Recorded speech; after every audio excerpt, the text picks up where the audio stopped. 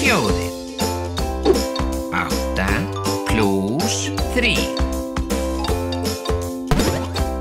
Þú átt 8 kökur og Kristófer vinur minn gefur þér 3.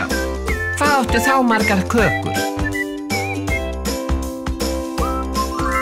Vel gert! Geturðu hjálpað mér að flokka peningana í baukana?